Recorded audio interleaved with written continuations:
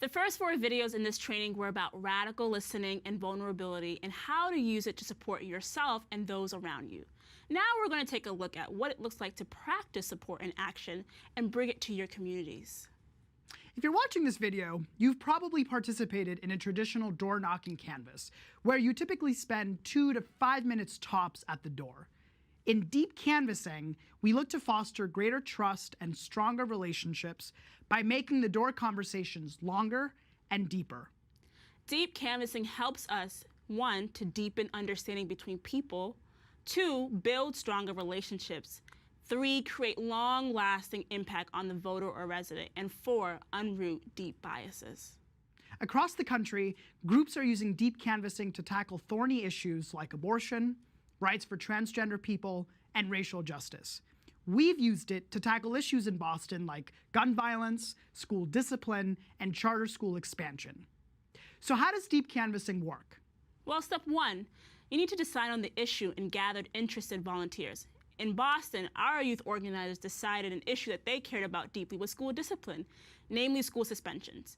Through consensus, we decided to deep canvass a diverse neighborhood in Boston about the topic using the question, do you believe school suspensions are effective? Step 2, train your volunteers and develop a script collectively. With food and in a relaxed location, we spent close to 75 minutes developing a script that allowed us to build a relationship with the person at the door, ask probing questions, and share our personal experiences and perspectives. It was at this stage that we also used the listening partnership to discover what stories we felt comfortable sharing at the door.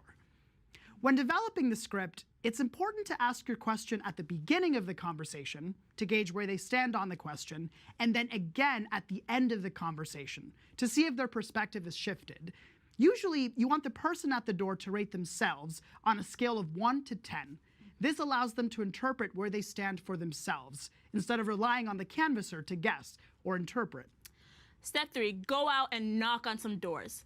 The young people paired up and made sure that they were on the same page about who would lead the conversation for the first door, second door, and so forth. Along the canvas, we made sure to use listening partnerships to process anything hard or difficult about the deep canvas. Some focused on being nervous to talk to folks at the door, others reflected on something profound that was said, and others were there just to process anything that was said that was offensive. Step 4, debrief, refine the script. Most of our debrief we spent laughing about interactions and conversations, especially those that were hard, and also reflecting on our favorites. We used the debrief time to take a look at the script again and consider how it might be improved. Sometimes improving requires refining the question so that it's less confusing to a person at the door. And remember, you're in this for the long haul. Deep canvassing is most effective when it is done consistently over a long period of time in a geographic area. When voters in Massachusetts were given the option of lifting the cap on charter schools via referendum, over 25 young people knocked on close to 20,000 doors over a period of 6 months across the state, using deep canvassing techniques to defeat the referendum and listening partnerships to sustain the work. Check out the resource list for more information on how to execute a deep canvass. Keep watching as we highlight a specific technique that makes deep canvassing conversations, actually all conversations, go well.